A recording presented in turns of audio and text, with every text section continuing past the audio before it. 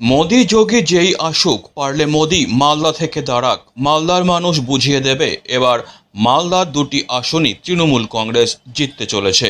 গঙ্গা ভাঙন প্রতিরোধ করা, এনআরসি এবং সিএএ প্রতিরোধ করা সহ একাধিক ইস্যু রয়েছে।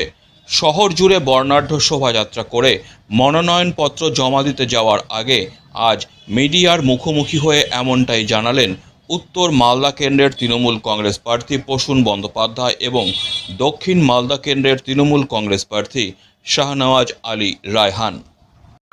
শোনা যাচ্ছে যে মোদি এখানে প্রচারে আসছেন। প্রচারে আসছেন, আমি দাঁড়াচ্ছেন না কেন এখান থেকে? ভয় পাচ্ছেন কেন? মোদি যোগী যে কেউ আসুক, মালদার জনগর্জন বুঝিয়ে দিয়েছে যে মালদার দুটো সিটে তৃণমূল কংগ্রেস দিচ্ছে। এই জেলার সমস্ত নেতৃত্ব, সমস্ত কর্মীর কাছে আমি কৃতজ্ঞ, এই মাটির কাছে আমি কৃতজ্ঞ। আমাদের নেত্রী মাননীয় মমতা বন্দ্যোপাধ্যায়, আমাদের সেনাপতি মাননীয় অভিষেক বন্দ্যোপাধ্যায়, দলটা তৃণমূল কংগ্রেস শক্তিশালী, ঐক্যবদ্ধ এবং স্পষ্টভাবে কথা বলছে। দিল্লির যারা জমিদার আছে না, আমরা বলছি দিল্লির জমিদার মুক্ত ভারত, জমিদারি মুক্ত ভারত হবে।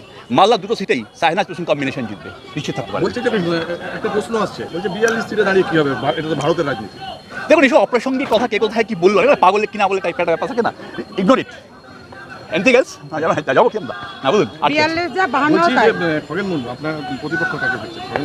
দেখুন, আমি একটা কথা আগেই বলেছি, তৃণমূল কংগ্রেস শক্তিশালী দল, যে প্রতিপক্ষকে মাঠে দূরবীন দিয়ে খুঁজেই পাওয়া যাচ্ছে না। আগে খুঁজে পাই, তারপর ভাববো কে প্রতিপক্ষ।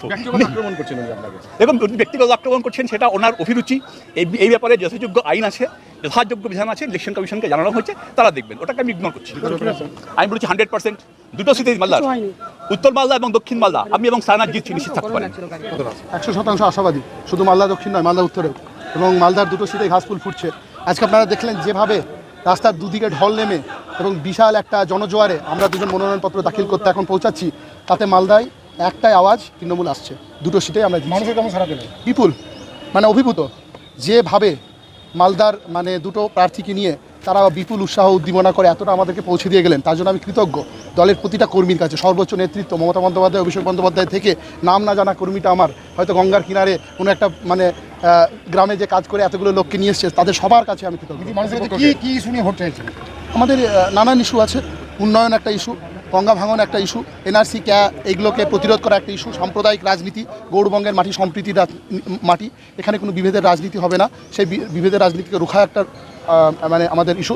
আর মালদার বিভিন্ন, আপনারা জানেন উপরওয়ালা মালদাকে ঢেলে সাজিয়েছেন, আম থেকে রেশম অনেক কিছু আছে, ফলে খাদ্য প্রক্রিয়াকরণ থেকে শিল্প উন্নয়ন অনেক কিছু ইস্যু আছে। দক্ষিণ মালদার প্রতিপক্ষ কে মনে করছে, কাকে মনে করছে? বিজেপি এবং দুর্বল প্রতিপক্ষ। কত নম্বর থাকবে বিজেপি? সেটা আমি কাউন্ট করে বলবো, ইলেকশন রেজাল্টই বলবে। Disclaimer. This channel may not promote any violent, harmful or legal activities. All content provided by this channel is meant for an educational purpose only.